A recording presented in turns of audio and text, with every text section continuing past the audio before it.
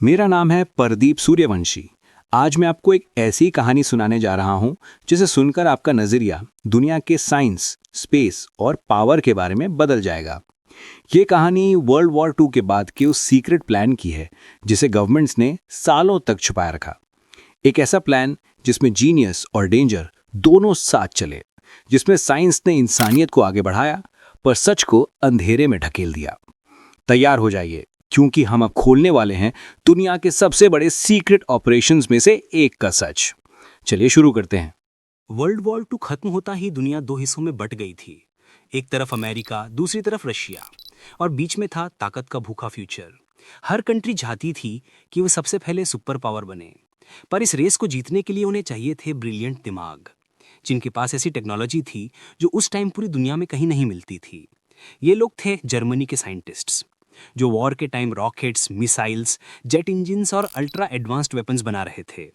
जो वॉर खत्म हुआ तो अमेरिका ने रियलाइज किया कि अगर इन साइंटिस्ट्स को उन्होंने रशिया के हाथ छोड़ दिया तो अमेरिका कभी आगे नहीं बढ़ पाएगा। और यहीं से शुरू हुआ ऑपरेशन पेपर क्लिप।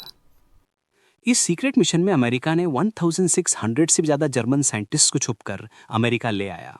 उन्हें न्यू आइडेंटिटीज दी गईं, उनके क्रिमिनल रिकॉर्ड्स पर एक पेपर क्लिप लगाकर उन्हें क्लीन रिकॉर्ड दिखा दिया गया, जिसका मतलब था उनके पास्ट के सारे डार्क काम गवर्नमेंट की फाइल्स में छुप गए। ये साइंटिस्ट्स नाइट फ्लाइट्स में हिडन रूट से फेक पासपोर्ट्स के साथ अमेरिका पहुंचाए जाते थे। उनको लग्जरी लाइफ दी गई, बेस्ट लैब्स दी गई और उनसे फ्यूचर के सबसे बड़े प्रोजेक्ट्स बनवाए गए। इनमें सबसे बड़ा नाम था वर्नर वॉन ब्रॉन। ये वो साइंटिस्ट था जिसने नासा के लिए सैटर्न 5 रॉकेट बनाया, जो लोगों को चांद तक ले गया। पर सच ये है कि वॉन ब्रॉन नाजी जर्मनी का टॉप वेपन्स डिजाइनर था, जिसके रॉकेट से थाउजेंड्स लोग मरे। अमेरिका ने ये डार्क पास्ट इग्नोर किया क्योंकि उन्हें चाहिए था स्पेस में जीत। और ऑपरेशन पेपर क्लिप की वजह से ही अमेरिका स्पेस रेस में आगे निकला। सैटेलाइट्स बनाई, जीपीएस टेक्नोलॉजी डेवलप हुई और मून लैंडिंग पॉसिबल हुई। पर इस ऑपरेशन का दूसरा फेज भी था। कुछ साइंटिस्ट्स को सीक्रेट मिलिट्री लैब्स में भेजा गया, जहां केमिकल वेपन्स, बायोलॉजिकल रिसर्च और डेंजरस एक्सपेरिमेंट्स होते थे। कुछ प्रोजेक्ट्स तो आगे चलकर एमकी अल्ट्रा जैसे माइंड कंट्रोल ऑपरेशंस में कन्वर्ट हो गए। इस सब का एम था किसी भी तरह टेक्नोलॉजी में नंबर 1 बनना। रशिया भी पीछे नहीं था। उन्होंने भी जर्मन इंजीनियर्स को पकड़ा और यूएसएसआर ले गए। यहीं से कोल्ड वॉर की रेस स्टार्ट हुई, जिसमें हर देश ज़्यादा से ज़्यादा पावरफुल वेपन्स और रॉकेट्स बनाने में लग गया। सालों तक अमेरिका ने ऑपरेशन पेपर क्लिप की फाइल्स छुपा कर रखी, पर 1970s में जब डॉक्यूमेंट्स लीक हुए तब दुनिया को पता चला कि नासा के हीरोज एक्चुअली एक्स नाजीज थे। ये सुनकर पूरी दुनिया शॉक में आ गई। कुछ लोगों ने कहा कि ये डिसीजन गलत था क्योंकि क्रिमिनल्स को रिवॉर्ड दिया गया। दूसरे लोगों ने बोला कि साइंस के लिए ये ज़रूरी था।